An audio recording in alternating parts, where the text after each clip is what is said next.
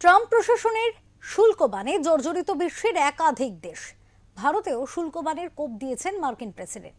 সেই আবহে ভারত এবং ইউরোপীয় ইউনিয়নের মধ্যে মুক্ত বাণিজ্য চুক্তি সংক্রান্ত আলোচনা চূড়ান্ত হয়ে গিয়েছে।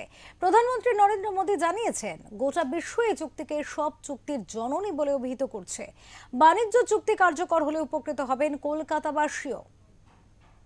দীর্ঘ আলাপ আলোচনার পর মঙ্গলবার ভারত ইউরোপীয় ইউনিয়নের মুক্ত বাণিজ্য চুক্তি চূড়ান্ত হয়েছে।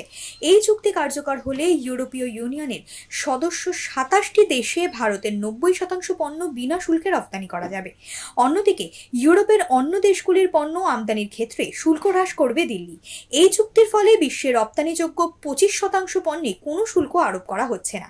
এর ফলে উপকৃত হবেন ভারত ও ইউরোপের মোট ১৯০ কোটি ক্রেতা। মুক্ত বাণিজ্য চুক্তি কার্যকর হলে ইউরোপের ইউনিয়নভুক্ত দেশগুলির ৯৬.৬% পণ্য বিনা শুল্কে ভারতে ঢুকতে পারবে। এর ফলে ভারতের বাজারে ইউরোপীয় পণ্যগুলির দাম কমবে, অপরদিকে ইউরোপের বাজারেও ভারতীয় পণ্যের দাম কমবে। ট্রাম্প প্রশাসনের শুল্ক বাণে জর্জরিত বিশ্বের একাধিক দেশ। ভারতেও শুল্ক বাণের কোপ দিয়েছেন মার্কিন প্রেসিডেন্ট। ইউরোপের একাধিক দেশেও শুল্ক বৃদ্ধির হুঁশিয়ারি দিয়েছে আমেরিকা। সেই আবহেই এবার ভারত ও ইউরোপীয় ইউনিয়নের মধ্যে মুক্ত বাণিজ্য চুক্তি সংক্রান্ত আলোচনা চূড়ান্ত হয়েছে। প্রধানমন্ত্রী নরেন্দ্র মোদী জানিয়েছেন, গোটা বিশ্ব এই চুক্তিকে সব চুক্তির জননী বলে অভিহিত করেছে।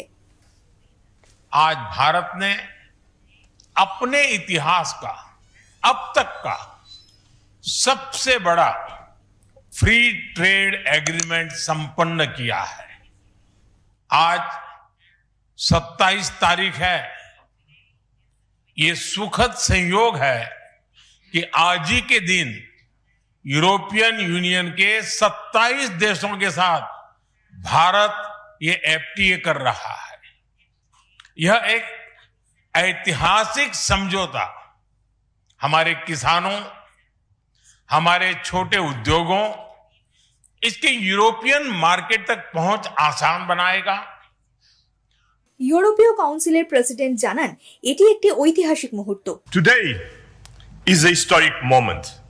We are opening a new chapter in our relations on trade, on security, on people-to-people ties.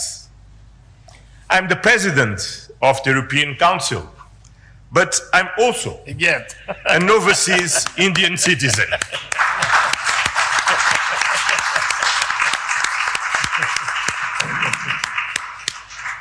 Then, as you can imagine, for me, it has a special meaning.